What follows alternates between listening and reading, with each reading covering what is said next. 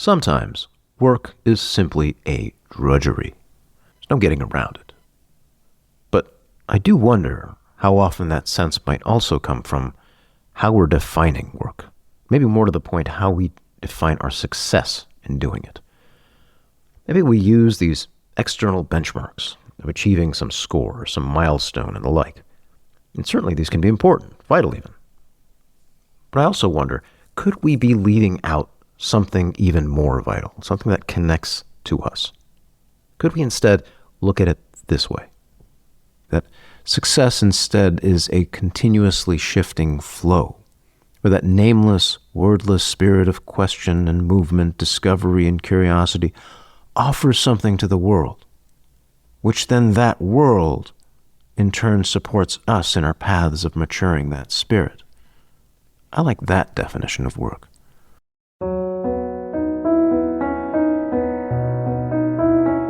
Welcome to the Rhythms of Focus podcast for wandering minds who are tired of feeling that they have to force themselves to make things happen.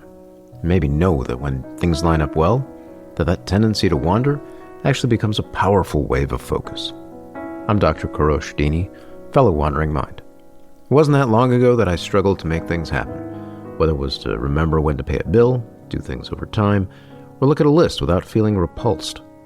Fast forward through years of study and practice, I can now not only deal with the world, I can be creative, playful, and engage in the ways that make sense to me. I can be a doctor, musician, father, still play games in the evenings. I've created this podcast to share these ideas so you can do the same, hopefully with a lot less of the troubles I needed to go through to get here. Whether you have ADHD, deal with anxiety, or just suffer from a powerfully creative spirit, I invite you to join me in this weekly podcast to start finding your own way to a calmer, more intuitive space. Please note, I'm not functioning as your doctor, psychiatrist, psychoanalyst, therapist, or otherwise. This is here for education, if not entertainment, and I do hope you enjoy it.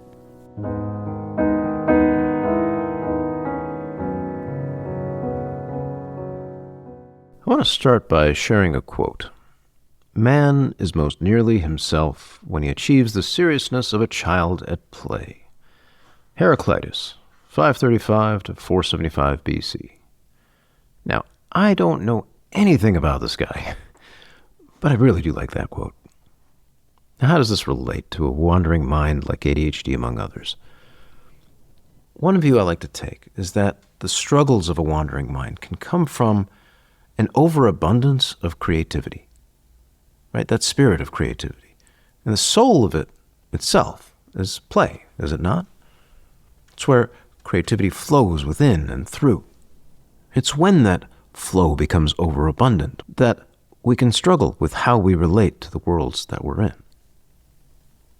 One moment we can be deeply engaged, thrilled to be there. In other moments we're overwhelmed, jumping from one thing to the next, never fully catching anything, forgetting, losing things, trying to figure out what the next deadline is. The boundaries can just somehow become too porous to hold on to anything. It's hard. And then we crash, exhausted, unable to engage much at all, let alone deal with those things that feel that might be important but somehow continue to elude our attention. We can't really tell play what to do. Meanwhile, it's a powerful force. So the importance of figuring out ways to guide it within us, I think, is there. I like to think of things in this almost positive way, however, that there's this playful, creative force that we're trying to deal with, that we need to guide. Because then it becomes more about practicing for a goal, rather than trying to run away from something else.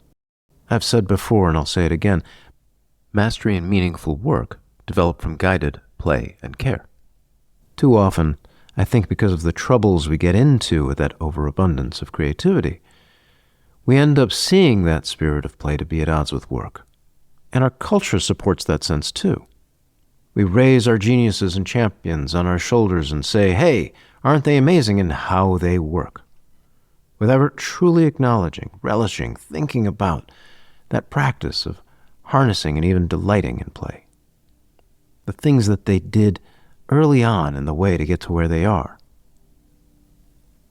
Let me play this clip here from the show Seinfeld that I think describes this problem. What do you do all day. Not that much. I thought that new promotion was supposed to be a lot more work. Yeah, when the season starts. Right now I sit around pretending that I'm busy. How do you pull that off? I always look annoyed. Yeah, when you look annoyed all the time, people think that you're busy. Think about it.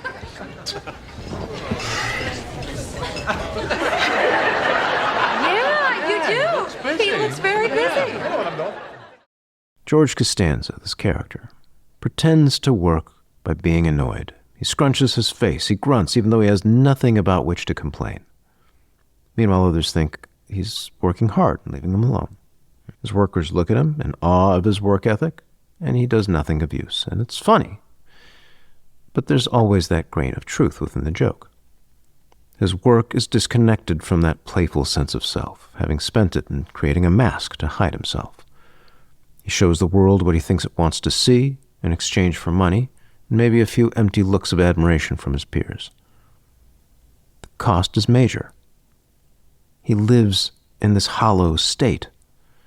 He puts on a mask which functions like any wall. He's trapped within it, unengaged in developing something that feels meaningful. Now, for a wandering mind, again, there can be that overabundance of that creative spirit. And consequently, there's a struggle to guide it, certainly. And we still need to do the things that are meaningful to us and don't spark that play in the moment, clearly. But for today's topic, at least, I want to stay with this argument that I think we lose something when we paint work to be something in opposition to that playful self, rather than finding the strength in their union. What if we looked at it that way, that success instead is a continuously shifting flow, where that nameless, wordless spirit of question and movement, discovery and curiosity offers something to the world, which then that world in turn supports us in our paths of maturing that spirit. I like that definition of work. Masters of a field regularly will take time and attention in some path of practice, study, creation, organizing. Whenever we see that master at their craft, that quiet smile that shows up in the middle of otherwise massive feats, shows a clear beauty of that playful spirit flowing through the work. If there's a commonality to those who achieve productivity, mastery, development in their life and work, this ability has to be in there somewhere. Now, there's something crucial to that play that I haven't said here, and namely that it's profoundly unique to the individual. Concepts of work and organizing are often filled with the sense that they would stifle play rather than enhance it, and many look at habit and routine and careful arrangements of the environment, organizing by this, that, or the other, and they worry that these things, these ways that other people work on their paths, could destroy that sense within themselves. And they believe it's not going to work for them. And I think they're right. Organizing, developing, processing, practicing, movement, all of these need to take the individual spirit into account. That unique relationship between self and world. That's not to say that we don't study, we don't learn, but we take and we adapt to that central spirit that we have within ourselves, that nameless, wordless place. And that's the work of guiding play into mastery and meaningful work. So, the next time you're engaged in that place of flow, exploring self and world, realize consciously how you're organizing to have it directly work with you. Whether you're trying to make things easier to get to, trying to get things out of your way, means you don't need to use somebody else's color coordination scheme or alphabetizing methods or whatever. You can study it, you can look at it, but somewhere you need to make it your own. It has to connect and support you with where you are.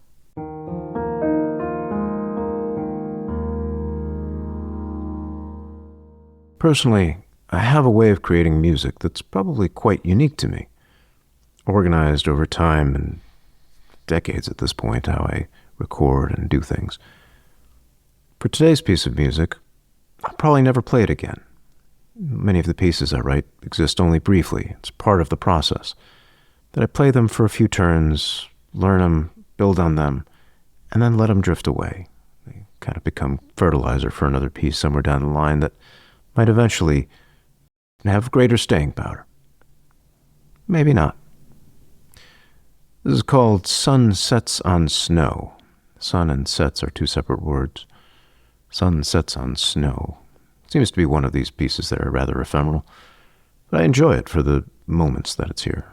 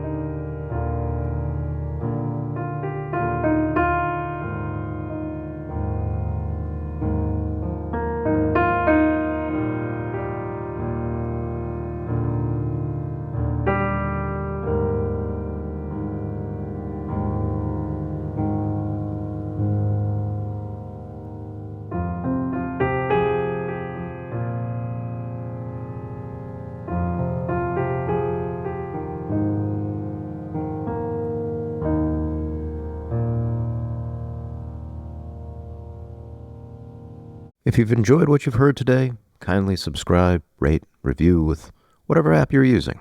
If you're on the Apples, press the Apple buttons. If you're on the Spotifys, press the spots. If you're on the YouTubes, press those things, whatever the things. And if you're feeling especially generous, consider leaving a review. Maybe mention your favorite piano piece or just say hi. Your support helps more wandering minds find this podcast.